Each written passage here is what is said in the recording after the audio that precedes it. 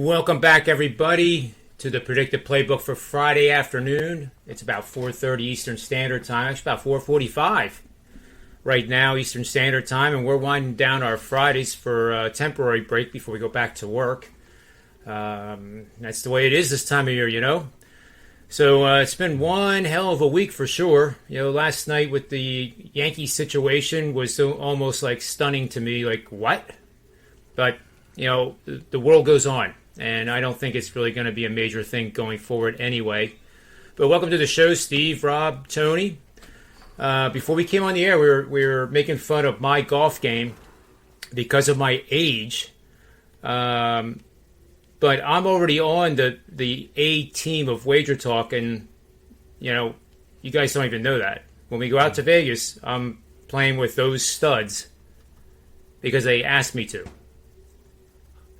You're definitely, I'm not making fun of your golf game at all, by the way. I haven't probably played golf in 15 to 17 years. I think I've broken 100 once, so I know my limitations when it comes to golf. That is an interesting stat you just said. If the amateur golfer, especially the amateur male golfer, actually counted all his shots. Mm-hmm. The out-of-bounds shots, no mulligans, put everything out. Oh yeah, they wouldn't break 100. No question. I still do a good job of hitting drivers.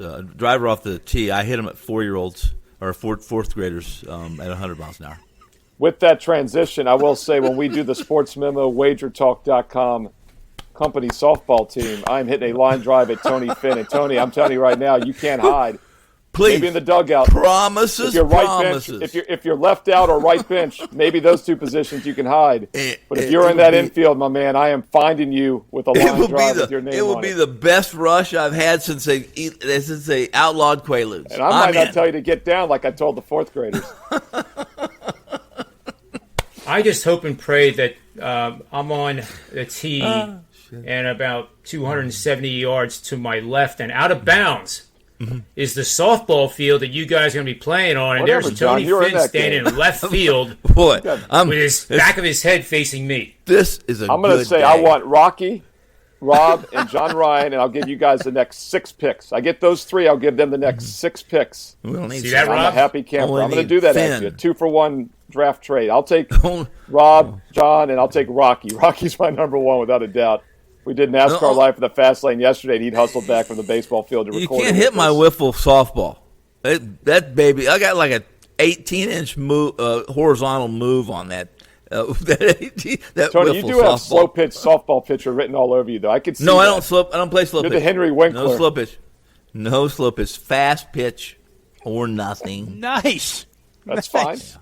Is that, I mean, out there in Vegas, is that like the difference between a limited arc and regular arc? No, see, in fast pitch, you have the ability to handle egos and ethics.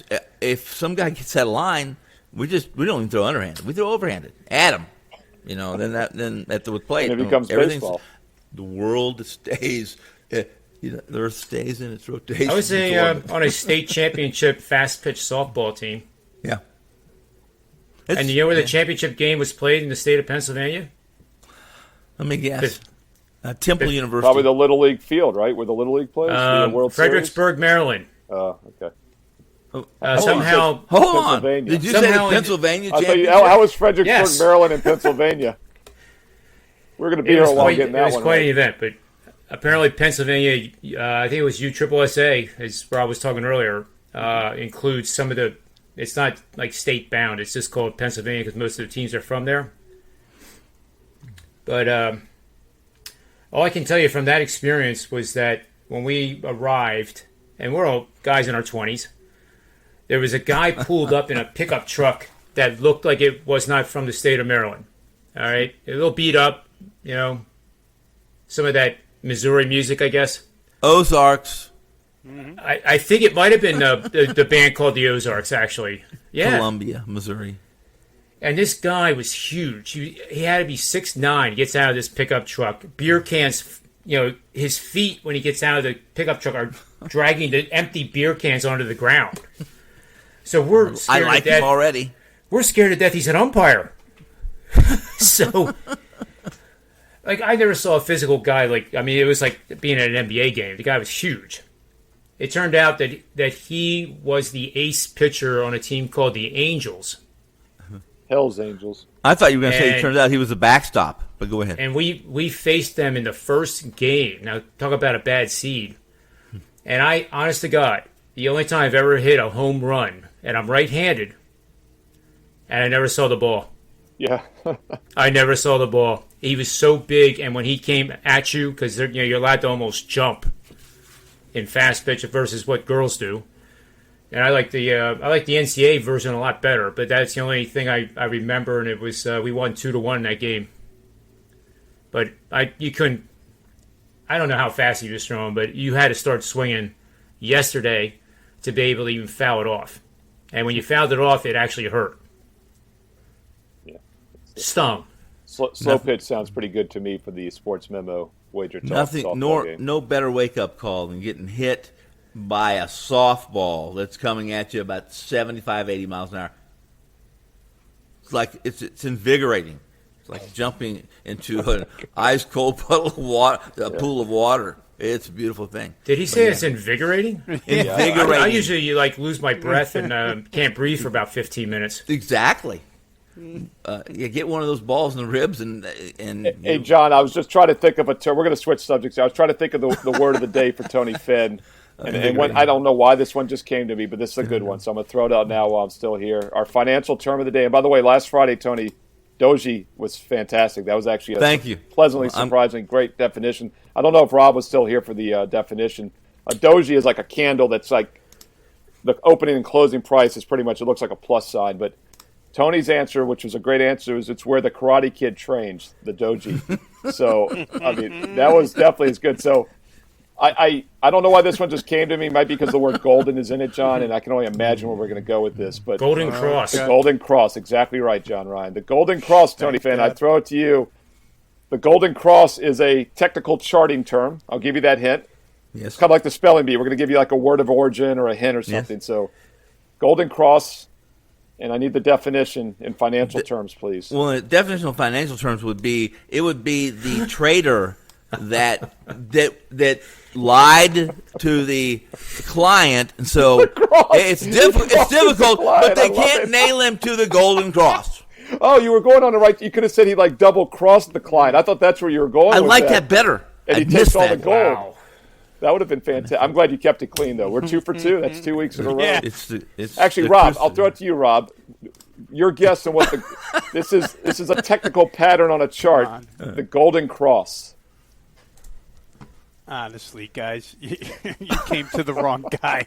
I'm just glad Tony didn't involve Kansas water sports with his definition. Exactly right, Rob. I really think we need to cut our wins short here on this one.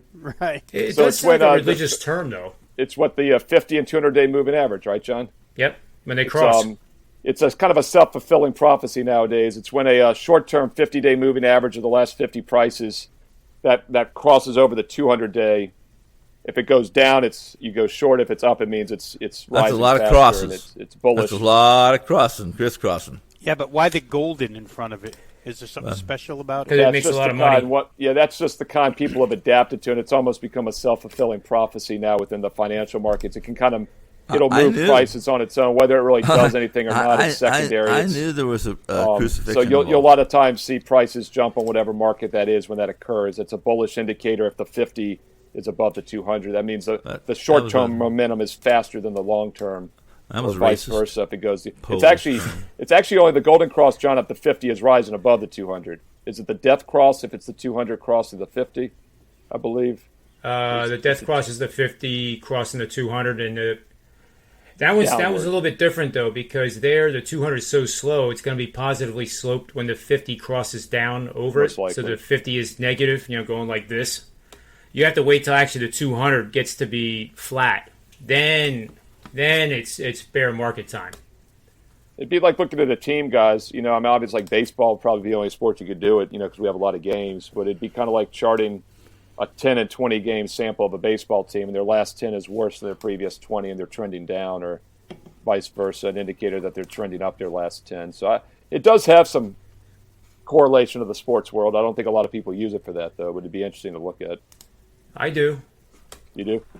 I don't use it. I don't use 50 and 200 day though. But that's one of the things we're gonna segue ourselves into after the WagerTalk Today show. We talked Steve a little Merrill's bit of definitely he's my new best friend. There's no question about it. And I'm John's hype man. I'm your hype man, John. I'm your hype man. Yep. And the Prez even spoke favorably about me. I mean, it was. Yeah, it's like Tony, everything with the Prez. It's a backhanded compliment. You think he's about to rip you, and then he ends up saying, you realize he's actually complimenting you. Rob he did say he started out that statement that was so flattering with, Steve Merrill, he's going to have to tone it down. But then I'm thinking like, what? I couldn't have been at any higher level overview than what I just did. Yeah, no, you covered it fine, and I think he wanted to. But then he himself was actually saying something positive. So yeah, I don't think it was that. Unless I've gotten really good at understanding this stuff, maybe I don't think it was that deep in the weeds as far as financial jargon goes. Steve Merrill's on the NASCAR show on WagerTalk with Rocky Atkinson and a few other guys. Names Steve can say. But Andy Lang, and Rocky. Is it brown nosing that I'm wearing the Goodyear Racing shirt today? I saw that, John. I actually wanted to mention that earlier. I was impressed by that. You had the Titleist hat on yesterday. The press kind of made fun of that, actually, somewhat. But, yeah, I like the Goodyear. I did see that. I was going to ask you if there's a story behind that. That's pretty sharp.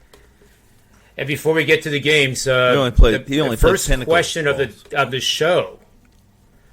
Now, I'm getting good at this rapid-fire humor because now I do these shows. I don't realize how many people could be watching or listening. Mm-hmm. So I'm more relaxed, more myself, more like Tony Finn. I don't know. So the Prez says, John Ryan, how did he say it, Steve? I can't say it because I can't talk about myself. But he asked about my IQ.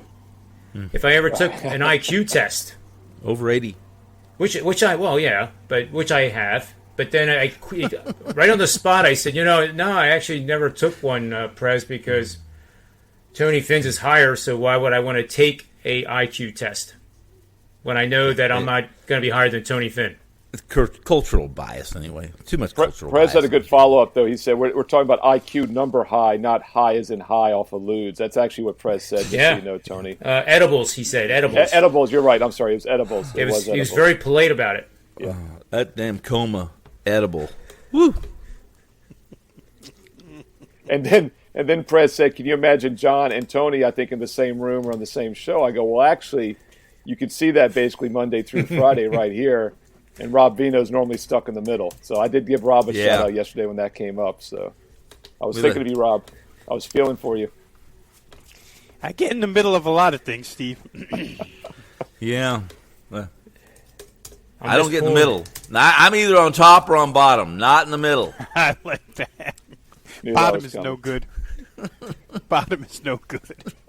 Especially on Mondays on WagerTalk to NBA Tip-Off, Rob, when you had to follow me on every intro. I was in the middle. I was Merrill in the middle, and then Rob was the third guy to do the intro. Right. My goal every Monday for the last 3 months is just to make Rob giggle uncontrollably before he comes on. So $3. There's a golf tournament going on. $4.50 Monday. Is it? No, it's more dark. Golf. It's There's dark. a baseball game it's dark going in on. Scotland. And they do best of four aggregate like European soccer does. They don't take a day off between games like the NBA does. Or a week off like the NFL does. These men, in difficult conditions with bright sunny skies for some reason in Sandwich, England, are actually playing golf every day. Oh, golf. Well, that's a pretty physical game.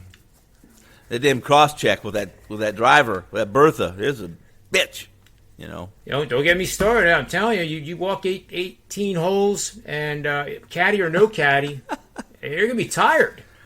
We used to walk Tournament golf is exhausting. Uphill all the way around the course. It was uphill all the way around the damn sometimes course. Sometimes it snows. Well, and you have to carry on because there's no lightning. But looking at the leaderboard, it is a good feel story. Louis Oosthuizen. It's about time he's going to win a major. He's kind of taking control. Well, he's won. I mean, it's not that bad. You can say you won the Grand Slam, second place. Yeah. It's not all bad. I mean, Jack. How many times Jack Nicklaus came in second in majors? Never. He won them all. No. Oh. He won 18 majors, but how many times did he come in second? Is my probably question. 1,800 times. Well, get rid of the 18 or the 100 part, and you're right.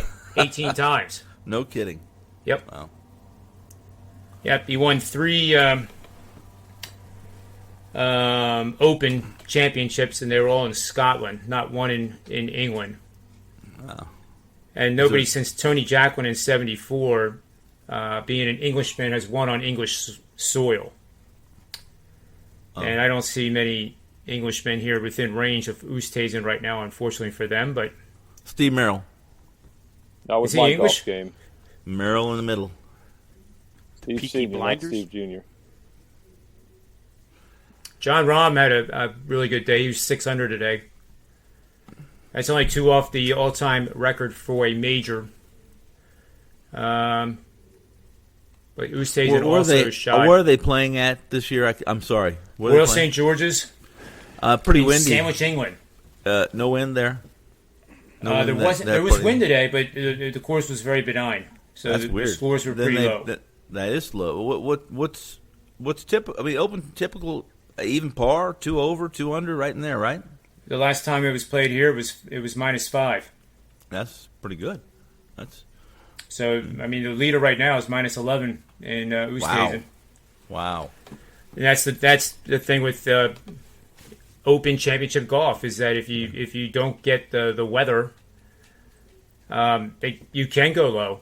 It's still a very difficult course. You know, the average golfer would have a nightmare at Royal St. George's, no question about it. It's a par 70 and it's 7,200 yards, and the ball will roll out on those fairways. But still, for the average golfer, that's a monster long length.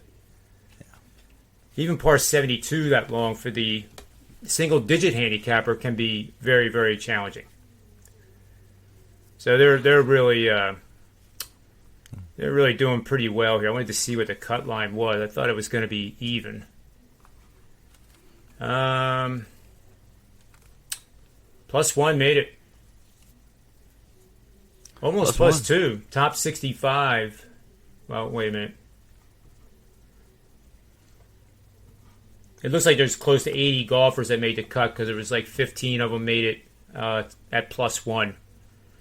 So at even par, there was only 53 golfers better at even or better. That's why they went to +1, and there was a whole bunch of them, including Ricky Fowler and Bryson. Bryson DeChambeau makes it on the cut. But anyway, I can tell you guys really are impressed with this. So what do you want to talk about next? You want to talk about Game 5? Or do you want to talk about the Yankees situation? Or hit it, Tony. Whatever you guys say. Whatever you guys. Ben Simmons? I'm in. Ben 3 Simmons. straight doubles by the Marlins. Yeah. What's the score of that game? 3-2. Phillies. Phillies. I like the Was Phillies 3-0. today. I like the Phillies today. I'm on the Marlins. Sorry. I like the. You want to talk about some? Listen, if you like Alcantara. Well, yeah, Alcantara's. Listen, Alcantara could run support. He'd be an all-star. I Okay, think he let's changed his name again because everybody's calling him Alcantara on the air now. Alcantara. So I never know. I mean, his name, in all honesty, his last name pronunciation has changed. Are you listening to the about 4 times in the last Spanish 3 channel? years? Not the Spanish channel, no. There was the Miami home announcers, as a matter of fact. Well, then they should know, shouldn't they? Right. So we've been mispronouncing his name. That's obvious. Yeah, it's crazy, Tone, because it seems like they were pronouncing it. That's the way I thought it was 2 years ago. But then I heard more pronunciation the other way. Alcantara. Right. Now I don't know. It doesn't matter. We know who he is. It doesn't matter. What college football player and eventual NFL Super Bowl champion Patrick Waugh changed the pronunciation of his name in college? And I'll give you another clue. I'll probably give it away. What was the question again? What college? What former NFL Super Bowl champion player, when he was a college football player, Joe Theismann. There you go. Yeah, you knew where I was going with that. And I was going to say, because he wanted to win the Heisman, but that would give it away. The clue I was going to do before that was he eventually started as a kick returner in the Canadian Football League before becoming a Super Bowl quarterback. But yeah, it was Thiesman back in the day, apparently. Yeah, Thiesman. Yeah. It's a good Where did he Reagan. play? Notre Dame, right? He was a Notre Dame. Yeah. Yes, he was a Notre Dame guy. Mm-hmm. Wasn't Another Catholic, guy like but he- Riggins, though, all seriousness, another guy like Riggins, very fast. He was a little bit of a scramble quarterback, especially for back in the 80s, obviously. But he was a Canadian Football League kick returner before he finally got a shot in the NFL, which is pretty remarkable. He was a absolute regular at the Mirage Sportsbook every day. Yeah, I knew he was somewhat of a Vegas guy, so that's not surprising. When I was back in it would have been early '90s, but he was retired long, but saw him every day at the Mirage, every day. He's actually an investing guy. John, I've seen him on CNBC over the years talking finances and stuff, and I've always liked Theismann. He's a mouth, but he's not a dummy, he could though. talk. He is, but I actually thought he was a pretty good color analysis actually on the Sunday night games back in the day. I did not mind him as much as others. To answer the question about the correct pronunciation, I went to the Bible, the baseball reference. Yeah. .com. And it's pronounced Alcantara. That's all right. So I'm that good. that guy should be fired. Yeah, Well, unless there it's you go. been changed, but yeah, that's strange. Well, how are they pronouncing it? Alcantara. Actually, it's AL-KON, all capitals. That would be the enunciation where you put emphasis on that. Alcantara. Oh, that was good. Do that again. Alcantara. Make him do it again. Don't Sounds like a terrorist organization. I feel they just threw up. Oh, Yeah, my he's goodness. he's ARB eligible in 22, free agent in 25. Well, Maybe the Sixers could get him. I think let me check on this for you guys. But who likes the Mets? Who likes the Mets offensive? Who likes the Mets lineup as is? Who likes it? I like the Mets to GM? win the World Series if they can The make the GM. playoffs.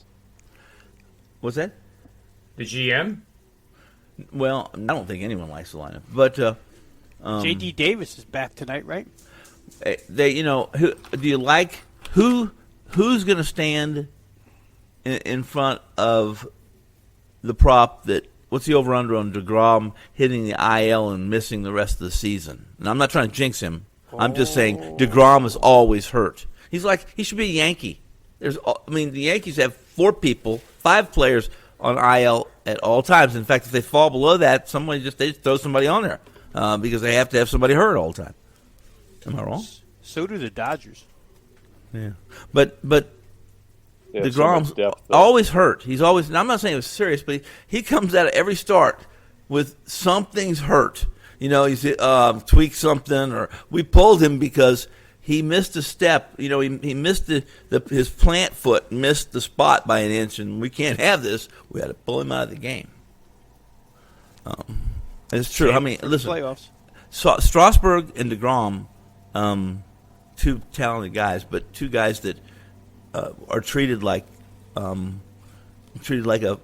4-year-old in one of those Nazi Nazi batting practices. They had to. I didn't know they played baseball then. Yeah. What about Syndergaard? He's been hurt for Oh ages. well, that's again. Syndergaard's number, but DeGrom and Strasburg is hurt again. He's hurt again. He's always hurt. Always hurt. He's Strasburg always is hurt. done as far as I'm concerned. He's the non-factor for me going forward. Yeah. But DeGrom they're pretty careful, and understandably, guys. But it seems like every start he didn't finish the game because they were worried about something technical, something mechanical, something he does, and they're worried about him. They're worried about him a hangnail. They obviously serious stuff. But the Mets need DeGrom. Who are the Mets without DeGrom? They are. That division's fascinating, though. You got the Mets at negative run differential leading the division. Yeah. You got the Marlins dead last with the Yeah. second best run differential, and the only other team other than Atlanta that's positive in that division. Yeah. there again, that's why it's hard for me to play the Mets at 9-1 to win the World Series right now when they might not even win the division. But they win that division, they get in the playoffs. They're going to be tough if DeGrom is healthy against anybody. I sure as hell would not want to face them. What if Philly wins that division? What if Philly wins that division? Let's say that their bullpen overperforms. That Nola comes back to who he was, who's always been instead of who he's been lately, and that Wheeler is Wheeler, and they have another third. What happens? Do you know what the odds are right now? In the playoffs, that's what happens. What's that? They get bumped to whoever they play in the playoffs. Well, I mean, we've said that. You remember a couple years ago in 2019 when Washington won the World Series, they were like 19 and 35, 36, and I remember talking so badly about saying this team can't stay healthy, they can't hit the ball. Next thing I know, I'm playing them to sweep the Cardinals in the NCAA, and they did. And they go on to win the World Series. Yeah, because they had Scherzer and Strasburg and Gonzalez going all 7 games in any series. I mean, the Phillies don't even have anybody like Scherzer or Strasburg. So the Phillies, Wheeler. Oh, maybe, Wheeler. Listen, I guess you don't think Wheeler and you don't think Nola's capable of throwing a? Yeah, I think so. Scherzer and Strasburg during that World Series team were as good as almost anybody in the league that year. So I mean, that's why the Mets with DeGrom and Stroman, who I think has been pretty good, and that's why my pick, as Rob knows, the Brewers. With Burns and Woodruff, and then Peralta, actually, he's like the Gonzalez. In that They've got to score. They got to score. But the Brewers can win the division still without having to score, and then in the postseason, I don't think it's as much of an issue. I can see the Phillies winning the regular season because I think offensively they can do it. But, man, I'd be lining up to play them in the postseason. I think everybody would. What are the odds? You know what the Phillies' odds are? If they win the division, if you can get the Phillies at plus 7,000 to win the World Series, now I'm embellishing, I think, but well, they're plus 375 to make the. They're about 50 to 1, I think, playoffs. for the World Series. That's right. That's what I'm saying. For a team that can win that division can be won by Philly. If you got Philly at 50 to 1 right now, call me the hedgehog because I'm making some money when we get to the playoffs. I totally agree, but you better be the hedgehog because I don't think they're going to win the World Series. So you're basically betting they make the playoffs. I got you. That's not a bad way to play it if you think they make the playoff. It's a better way to play it. Instead of playing to win the division odds, I do agree the 50 to 1 is a much better bet, and you hedge it then. I agree, as opposed to maybe, 7 to 1 to win the division. In fact, I'll pull it up. Rob and I were talking about this last week. It's 55 to 1. Yeah, that's what I thought it was. 55 to 1. They're the same as Cincinnati. So what kind of odds do I get Cincinnati and Philly in the NLCS? Well, I'll tell you what, after this weekend, I'll let you know in Cincinnati because they just cut a couple games off the 6-game lead last week, and they're back by 4, and now they're playing Milwaukee for another 3. So we'll know a lot more after this weekend. We're talking about a team that gave their bullpen away in the offseason, and they can't field the ground ball. That's why I don't like the Reds mostly. Let's see what they do. Maybe they'll make a couple of moves that would change my mind, but 70 to 1 at FanDuel for the Phillies. That's what we were looking at last week. That's what I thought. That's what And the Phillies are 6 to 1 to win the East. That's a pretty good price on it. Mets at minus 260. I wish they'd let you take the other side at plus 220 because that's ridiculous. They've got a negative run differential. That division is wide open, as we're talking about. Braves at 7 to 1 would be my pick, to be honest. I mean, of all the teams there, Braves at 7 to 1 have the best run differential. They're proven don't forget they had a lead on the Dodgers in the NLCS last year. Yeah, but they don't have anybody healthy, and they can't. The bullpen sucks. Yeah, it's true, dude. I mean, that injury's a death blow to them. That's probably why the odds have dropped. That is true. Well, and they just put Ian Anderson on the injured list too. Yes. And last year, Ian Anderson was a godsend. Yeah, got to throw. He can't sing anymore. Yeah, that takes away his Rookie of the Year possibility too. Yeah, they're just album sales. Speaking of awards, Rob. Yeah, Zach Wheeler is 22 to 1, and we've been talking about this all week. Every single show that I've had this week, whether it's a guest or a host, it's come up. The Reds have come up, and Zach Wheeler at 22 to 1. If DeGrom goes down, he has to jump over Brandon Woodruff, which is very possible, and of course Kevin Gausman, who I believe pitches tonight against that. He does. Actually, it's not Adam Wainwright; it's somebody else. But anyway. I think that's not. It was what? Did they take Wainwright out? I thought so. I'm looking. thought, but maybe they He should changed put him the back stuff on in. me. It's Wainwright. It's Gosman and Wainwright. Yeah, okay. Yeah, Yep. I'm showing Wainwright. Which is, let me tell you right now, who's not minus 126? What the hell? What is this about? It opens to 165. What am I missing here, guys? I like the over quite a bit, so that probably answers your question too. Well, I get Gosman at $1.25 against Wainwright, and the St. Louis Cardinals who can't hit Steve Merrill. You can't hit me, man. I was working on my knuckleball last night. If I get this knuckleball down, I'll tell you right now, guys, if I can get this knuckleball down, I'm going to be dangerous. What kind of coach throws knuckleballs to his team of 12-year-olds? The same guy that shoots 100-mile-an-hour batted balls at him. That was last night. But on Tuesday night, I ripped a couple, and then the third one I got thrown to me was a knuckleball. And John, I honestly almost pulled my back hamstring because it didn't move. It was just more of a changeup because it came in so much slower. And man, I loaded and I held back, and I literally almost pulled my hamstring holding back on that knuckle, and I missed it big time. It is a cool pitch, though. It's a cool pitch. Yeah, we'll try the. I should have a baseball here. The knuckle curve pitch. Knuckle curve is an easy easy pitch to throw. One of the easiest pitches. And you tuck in this finger on the ball. Can you see what I'm doing? Yeah, I got to pull it in. And you throw it just like a two-seamer. And it's such a great pitch. It's hard. It's great for 12-year-olds. It's great for 10-year-olds. Yeah, that one I have not tried. I'll have to do that one. It's hard to command, but the kids will love that pitch. Awesome. They will love that pitch.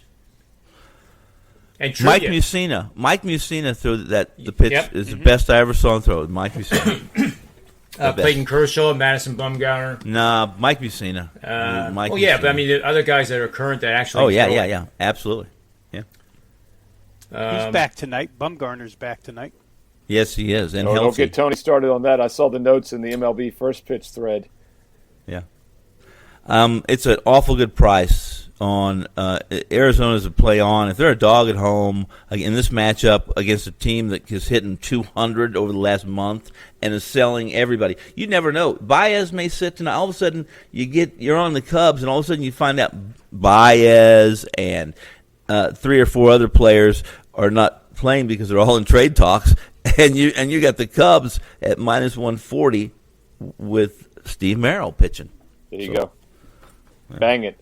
Damn knuckle curve.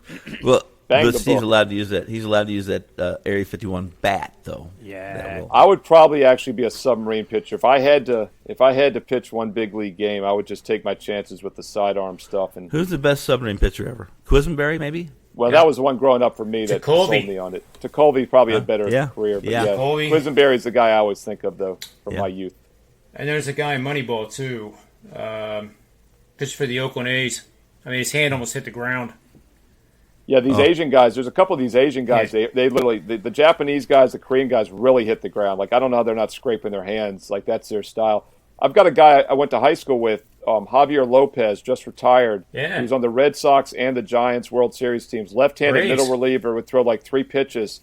He went to Virginia, University of Virginia, and he actually threw overhand. And in minor league baseball, at least the story I've heard, I haven't seen him for decades, but he apparently in the minors, it wasn't at UVA, it was after UVA in the minors. In fact, I met the guy that caught him at a wedding years ago. It was his catcher at UVA, and he told me that apparently he wasn't switched to a sidearm, almost submariner until minor league baseball, and it saved his career.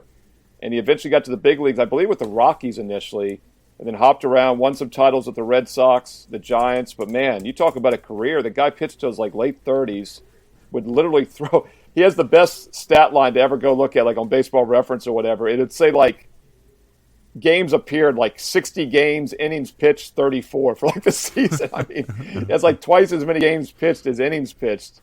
You're living right, specialist. Man. It is. It's like a long snapper, but even better. It's like better than being a long snapper in the NFL. Was he left-handed? Because he was a lefty and he was coming in sideways as a lefty, and it's so difficult to get used to that in the middle of a game. Yeah. Now, I will say this. He got in and out at the right time because with this new rule in baseball, they're kind of eliminating guys like him. So he's a little bit lucky in that regard. Yeah. Lefty specialist is gone.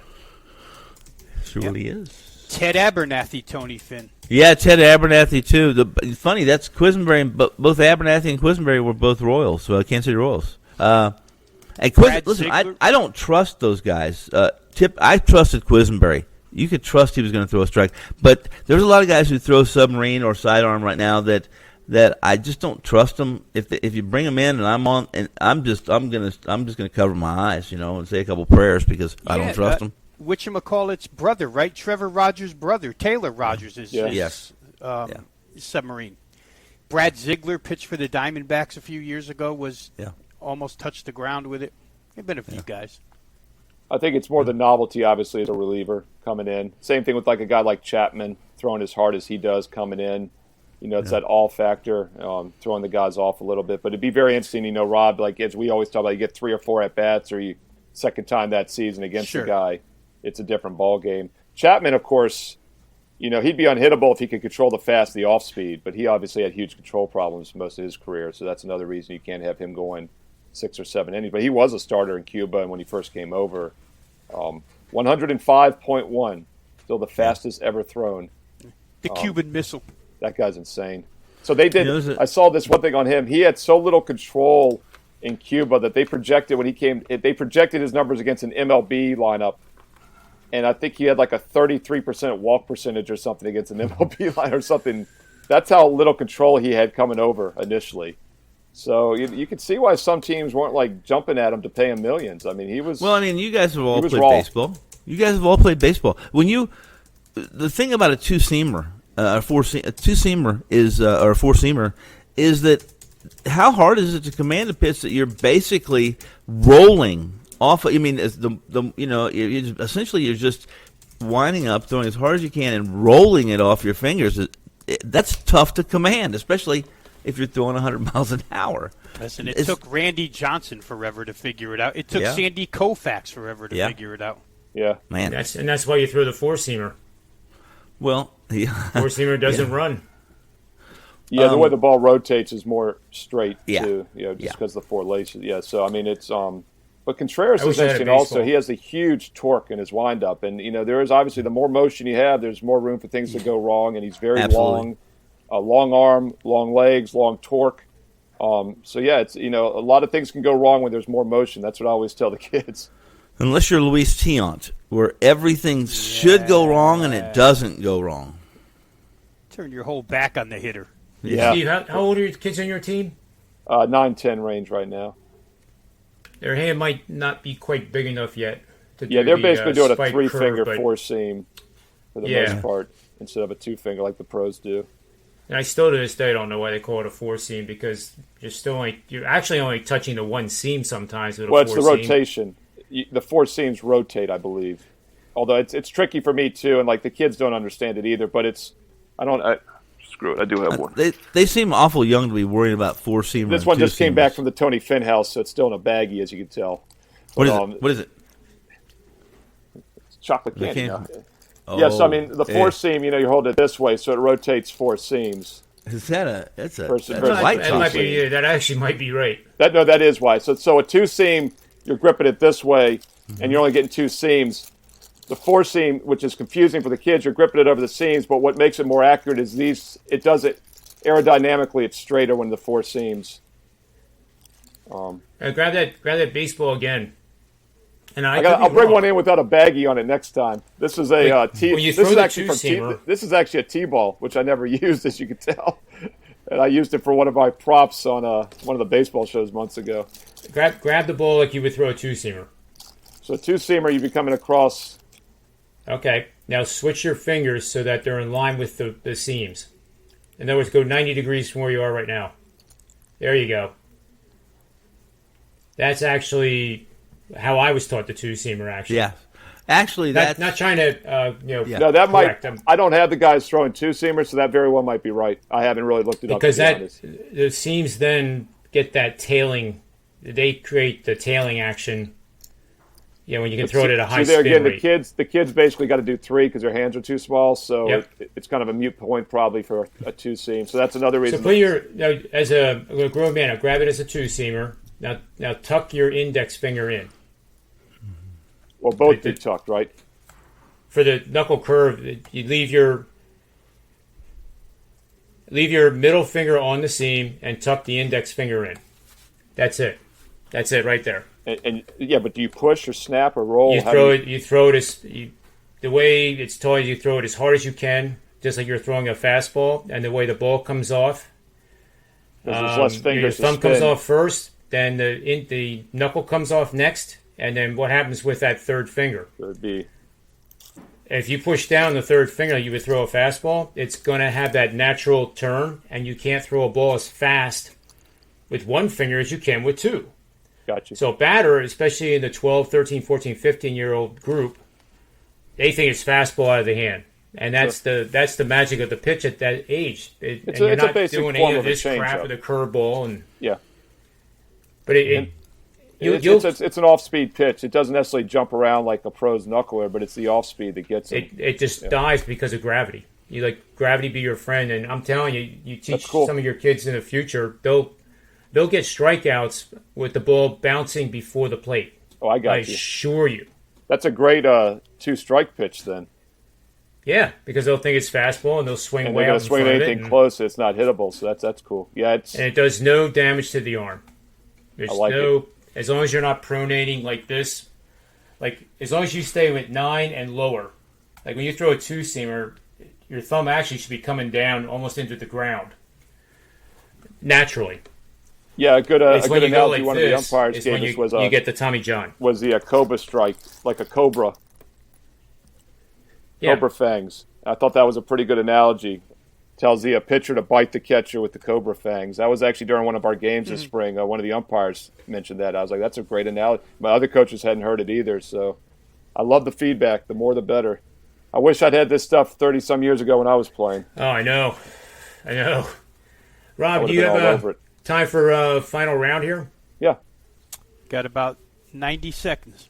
Do it. Go, Rob. We'll let you go first then.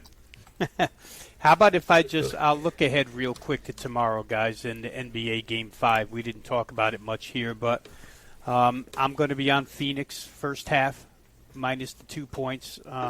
They've been a great first half team through these playoffs.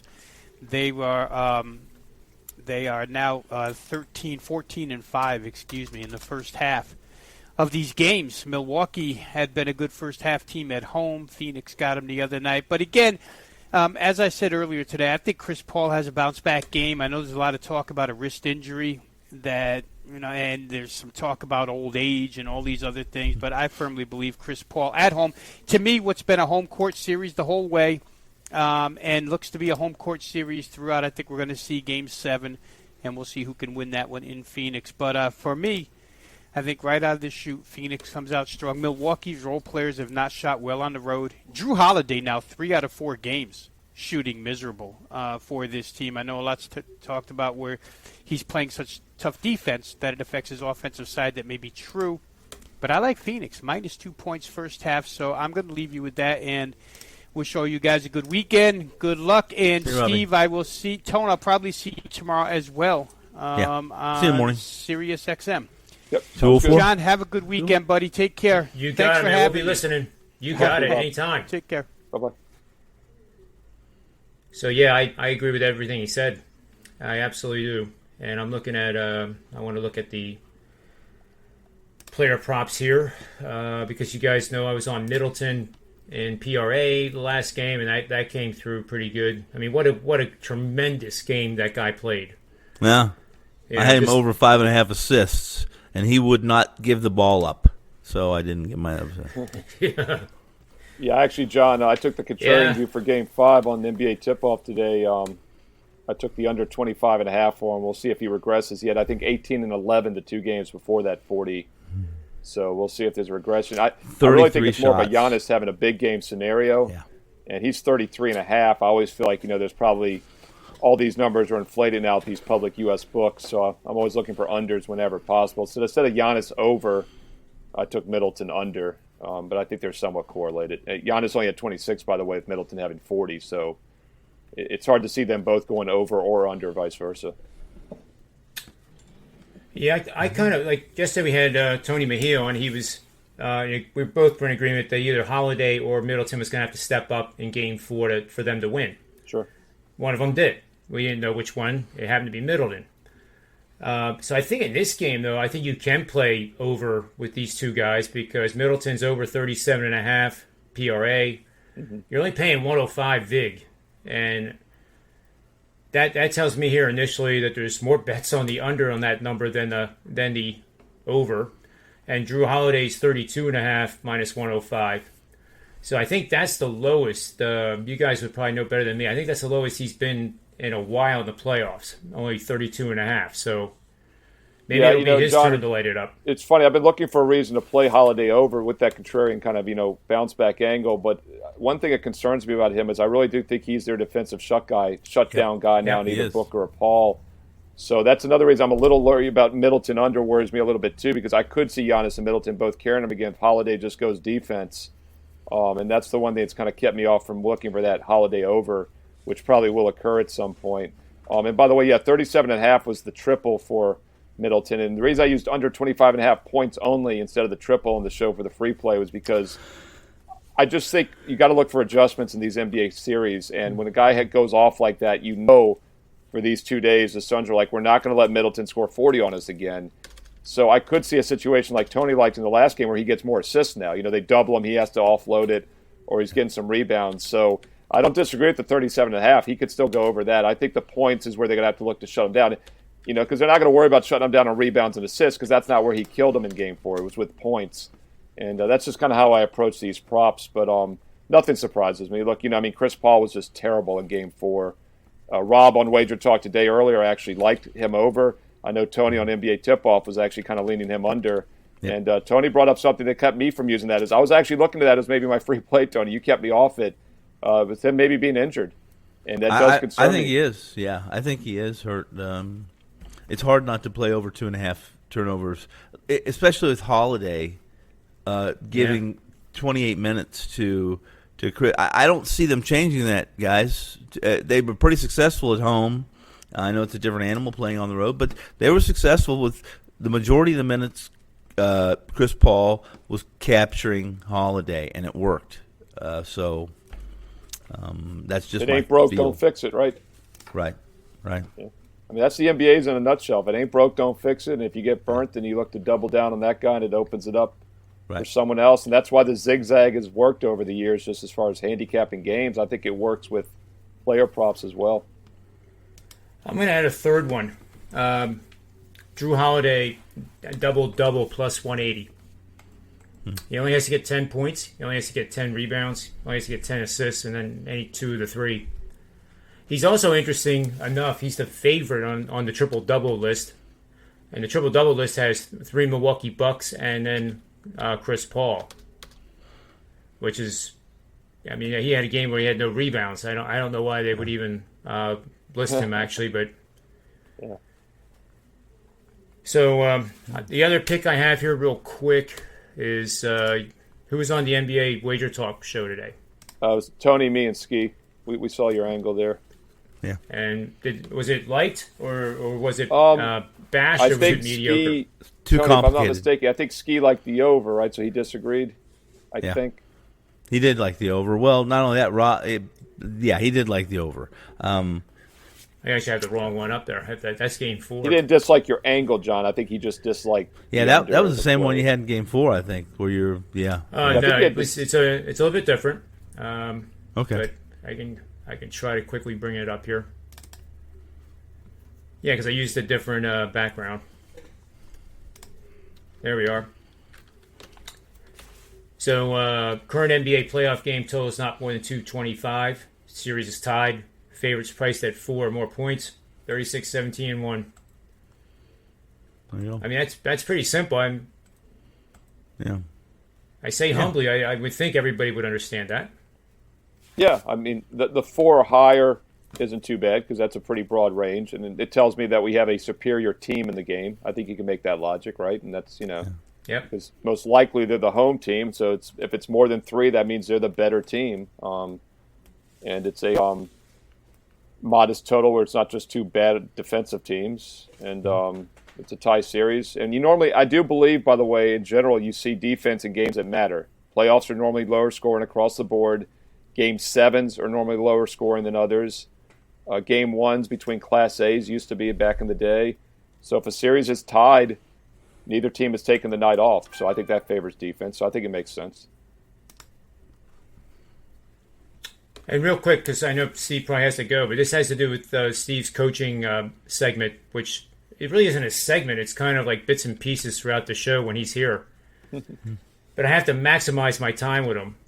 So your kids are at the perfect age to ask this question.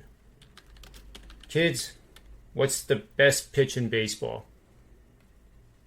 I mean, I'd have strike one. I'd have to say pitch. It's a strike, right? Although not necessarily, though. I don't know. I mean, that is the correct answer. Strike one is the best pitch. But your kids are going to say knuckleball, fastball, 100-mile-an-hour fastball, and it's going to be pretty fun for them to do that. And then when you say, no, kids, it's strike one, first pitch strike, they're going to go, coach. That's cool, though, John. You got me on that one, and that's something I know. And I watch these games, and I pointed out all the time that what a huge advantage these 0-2, 1-2 counts are, that they basically are not even trying to throw a strike basically at that point. You're trying to trick the batter at that point. That's why that knuckle curve dropping in front of the plate has really intrigued me actually tonight. I appreciate it. But you're right, a first pitch so many times big, too. Because a lot of guys aren't always swinging at the first pitch, so it's a freebie, you know? Yeah, there's sometimes, it was rare, but it was usually at tournaments like quarterfinals and on, what my system would call pitches. And this is, 12-year-olds and up, usually like 14 years and up. And if you could see in the first two pitches that the hitter is overwhelmed, why screw around with them? If it ain't broke, don't fix, right? Right. Just blow a fastball by them and because they're trained. Here in the Northeast, you're trained to go like 0-2, well, he's going to throw me a piece of junk. And I kid you not, down south, Florida, Texas, California teams, they have you 0-2, and you were nowhere close to catching up to that fastball. You're going to see another one. Yeah, you don't take your foot off the gas pedal there. You just keep it coming. Yeah.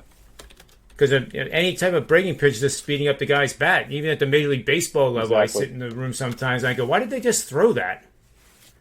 Yeah, I was going to say the difference is everybody in the pros can hit the fastball. Not everybody in the Little League level can hit the fastball. So the last thing you want to do is throw them a knuckle curve or a changeup because then you're throwing at the speed that they can hit. So, yeah, every situation you'll find it's tremendous with the 3, 4, and 5 hitter and probably the lead off. And I always put lineups. I learned this from another coach.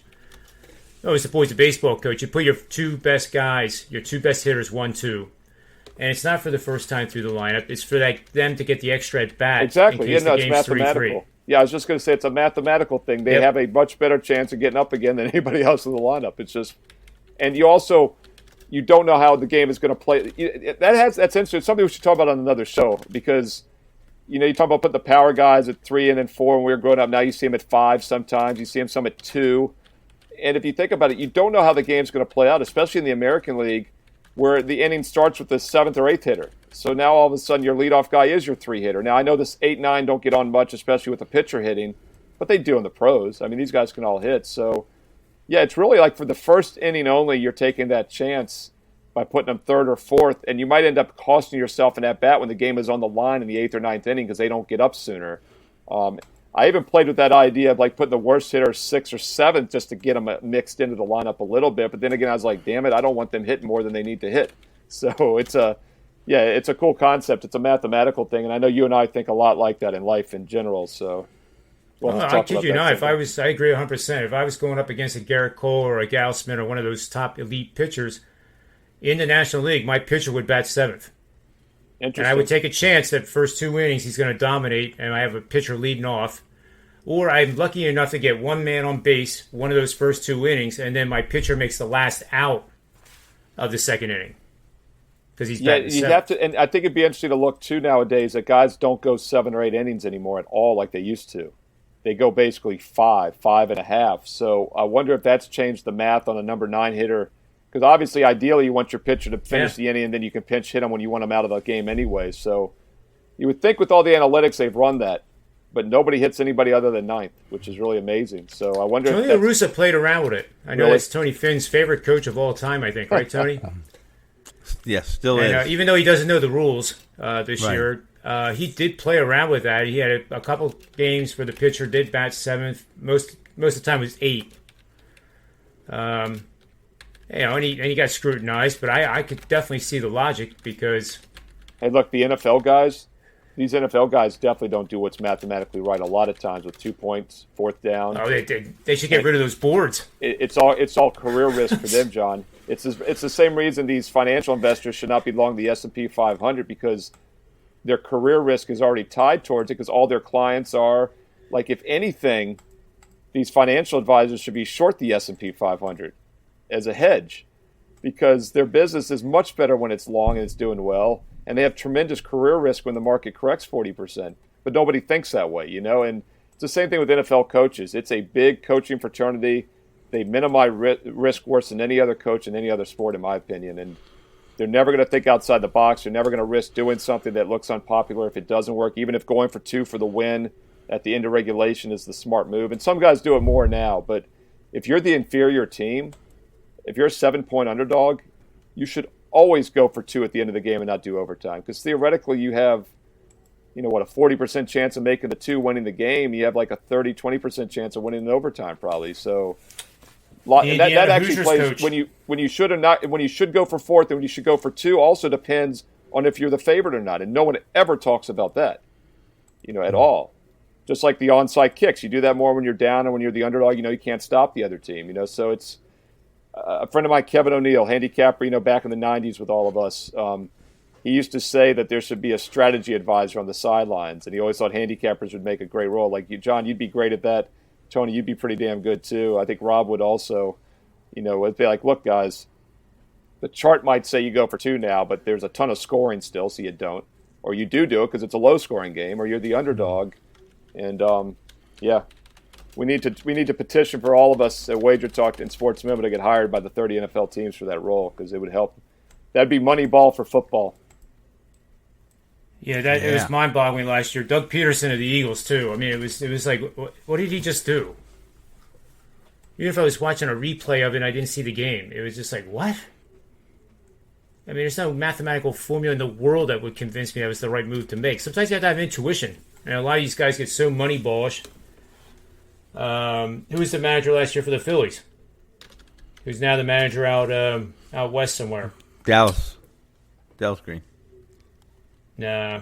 Well, anyway, he was purely Moneyball booked, and you can't manage a baseball game or any game at the professional level like that. You gotta have that gut feeling. Yeah, and I mean the problem is too, when Moneyball was great 30 years ago when it was under the radar, but when everyone starts using it, it's like anything. It's like any technical analysis or any systems and trends in sports. It gets to a point where it gets watered down if everyone's doing it. I actually think you could take an anti-Moneyball approach for the next 5 or 10 years and build a franchise and kind of do it like the Royals did 5 years ago when they came in under the radar, and now everyone's trying to hit home runs, get strikeouts. It's like an option attack in football. Like the Naval Academy has to do that because they're never going to get the big guys like Alabama gets, the Class A, star athletes. So they have to do something different to compete. And it works. I mean, they're able to have winning records. They're able to go to bowl games. They're not going to win a national title, but it's a lot better than going 3-8 every year.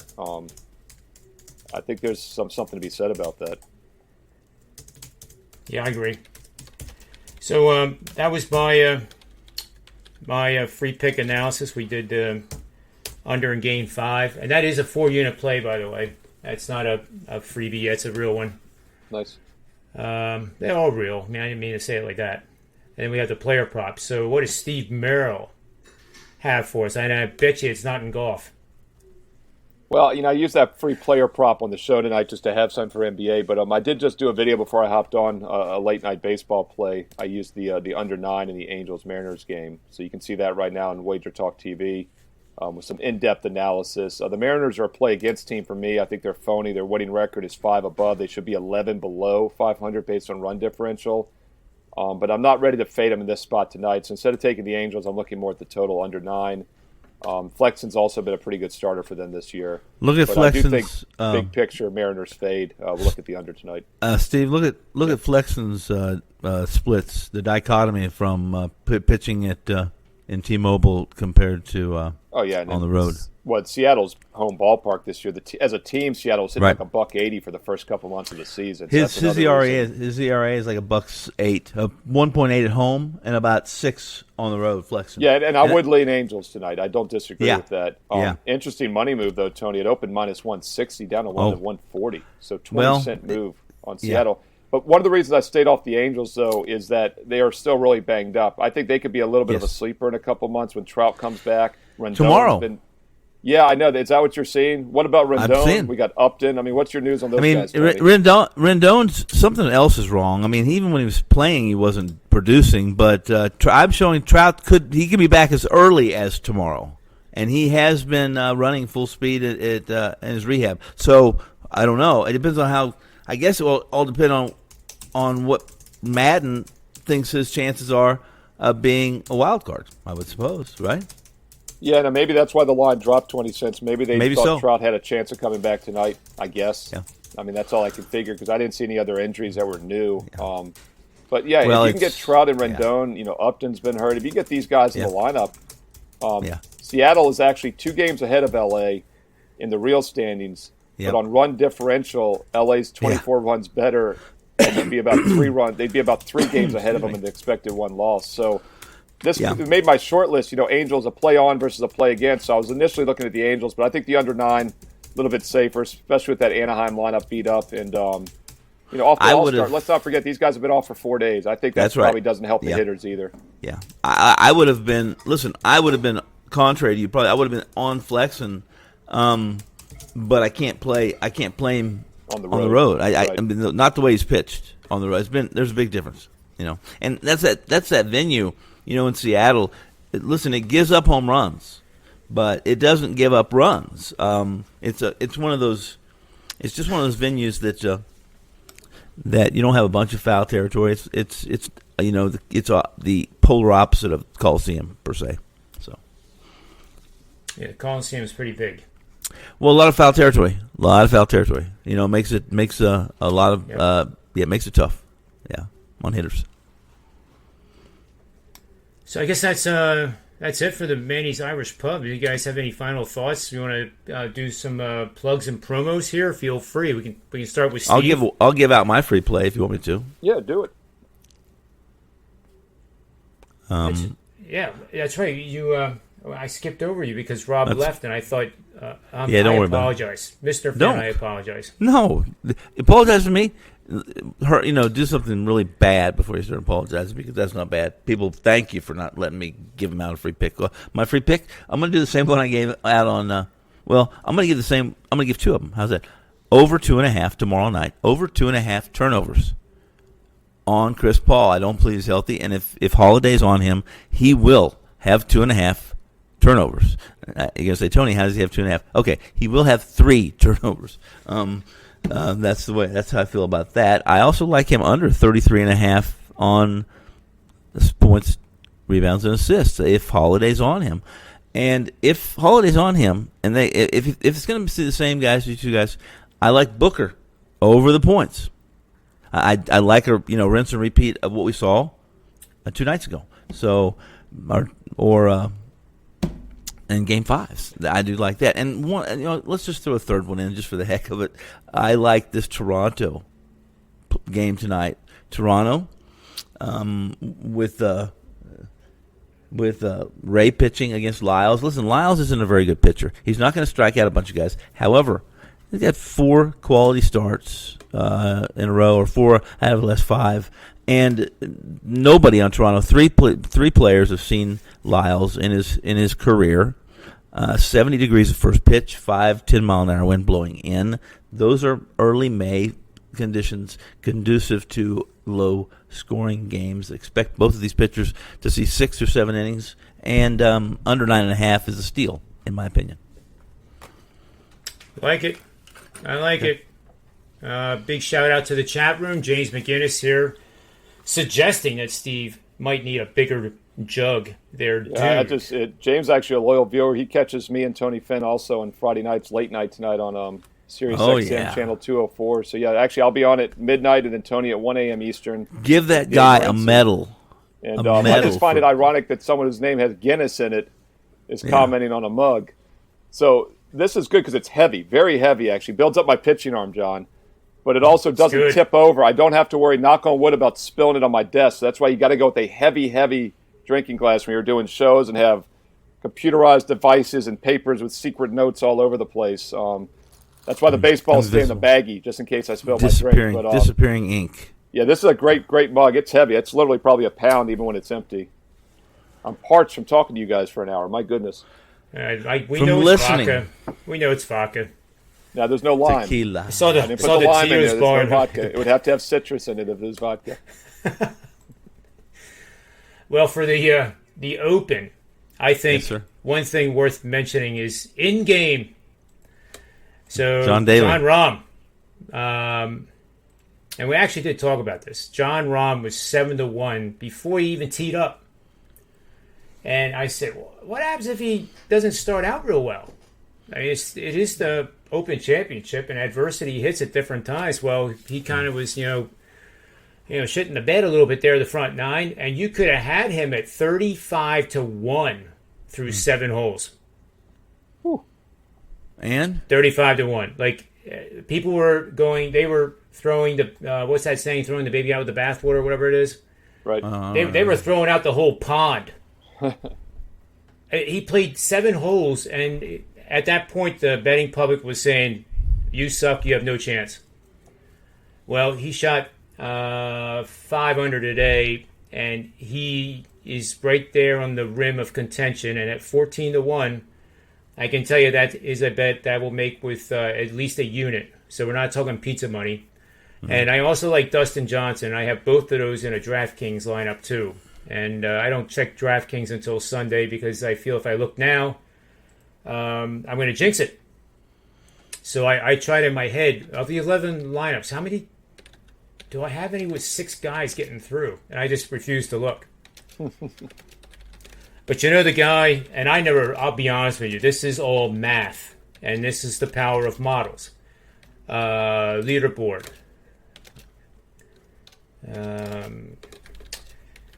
This guy's name is Van Tonder. Daniel Van Tonder. He is -6. Of the 279,000 entries in this one DraftKings event, he was selected 0.07%. So 0.7% of all entries had him. And I did. You did? That's what I was going to ask you. That's what matters. I did. But I don't know who he is. I researched him after seeing him come up time and time again with every single different variation of the model. And it's not rocket science. You look at the course and you assign just like Nick Borrman does on our shows. It's not you assign what is going to work. Is it going to be off the tee with bombs? Is it going to be tee to green? Is it going to be around the green? Is it going to be putting? And here it's definitely total tee to green, in my opinion, and then putting. Putting is going to win this thing Saturday and Sunday, just like it does every other time. And the guy that has the hot flat stick is the one that's going to be hoisting that jug. You got to check your DraftKings lineups. You won't jinx yourself. You know that. Yeah, can you believe I'm a baseball coach and I'm superstitious at times? Well, no, I'm like that all the time. I don't like checking scores and stuff. I mean, I get that same feel, so I get that. But the DraftKings, I like checking it with NASCAR when I mess around with it. I like to see how it fluctuates. I like to see who other people had. And most importantly, I like to see those percentages that you just referenced because it helps you in the future because you have to have a little bit of game theory. Because when all things equal, if you're split between 2 guys, you want to take the one that is going to be less likely in as many pools because it's just a game theory thing. Because if you hit the right lineup along with 20 other people, you're going to split out that pot and end up winning hardly anything. So just like the lottery, folks, when you do the lottery, always play off numbers. Don't play 7, 11, or whatever because they all have the same chance of hitting, and you'll want to at least win the full pot. So play like 53 and all these ugly numbers. And they're like, well, it doesn't matter if 7, 11 hits, I want to win. Yeah, but that's not the right way of thinking. And, John, you get what I'm saying. I'll be happy to split. Yeah, I see that. Tony's talking the square way right now. That's what I'm talking about. You're thinking like a square. I'm a hedgehog, and I will be happy to split the Powerball with anyone who wants to split it with me. Hey, I'll give on my way out here. I'll give a life tip here.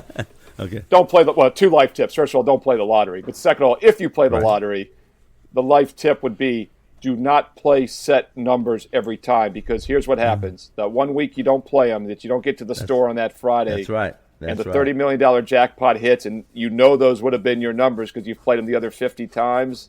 I agree. That ain't good. I agree with you. Can you imagine living life the rest of your life like that? The one time you didn't go to the store to buy the stupid dollar lottery ticket, and then your numbers. It would be as bad as hit. Is it bad? Always either do the auto pick or just do the blind draw, and dots and stuff. But anyway, auto pick, especially when the pot is big, because the lottery wants people to win. Then don't play Pepper with a metal bat and 4-year-old kids. Pepper. It wasn't quite Pepper. It was just like underhand tossing, instead of overhand. Yeah. Luckily, can you imagine how hard I would have hit the ball if it had been overhand with some speed? That's the other thing. I roped like a small toss, like 100 miles an hour. Yeah. $400 baseball bats, folks. Before we came on, we were talking about they're worth every cent. Yeah. I couldn't understand how that could be $400 until you swing one. My goodness. Alien technology, I'm telling you. Scary. Does DeMarini still make bats? Who? DeMarini? I don't know. When I was growing up, it was Easton. That's how little I know about it still. I'm just getting into all this. I never ever used a metal bat. Never used one. That's how old I am. And even when we were playing softball, I did use them occasionally, but still, I prefer I'm actually in the market for a wood bat as we speak, Tony. I was doing my research last night on that. After this incident, I was doing my research on a wood bat. That's a great training tool, is use a wood bat for a That's kid. what someone told me. That's actually exactly what I heard, John. Plus, they don't die. I bought one used about a year or two ago, and it's got no pop. I didn't know till last night also that these bats have a life in them, which I did not realize. Yeah. So they lose their pop apparently also. So I'm learning as we speak. The last thing I will conclude with is when I was 12, we were in the transition from wood to metal. And when a kid hit a home run with a metal bat, we actually among ourselves didn't count it. Yeah. Makes sense. If it was a right-handed batter and it went opposite field, we didn't count that either. It had to be left field and it had to be over by a mile. Wow. Yeah. That's pretty square too. So that is very square. Yeah. But we had coaches like Bad News Bears sitting in the dugout and not paying attention to us. We stole bases when we wanted to. We did just about anything we wanted to do. Anyway, thanks guys for your time. Stands, keeping everyone honest. Yeah, I don't think I knew what a video camera was back then, but I do now. But anyway, thanks guys for your time. A great profitable Friday, Saturday, and Sunday. And thank you. Same to your clients, of course. And that's like double the client base in a week. Or at least get 20% growth weekly. That would be great. So Golden on behalf Cross, of man. Golden Cross. Golden Cross, on behalf of the Golden Cross, courtesy of Steve Merrill Financial Astuteness, Tony Finn, myself, Rob Veno, and whoever else was on this show. May all the wins be yours.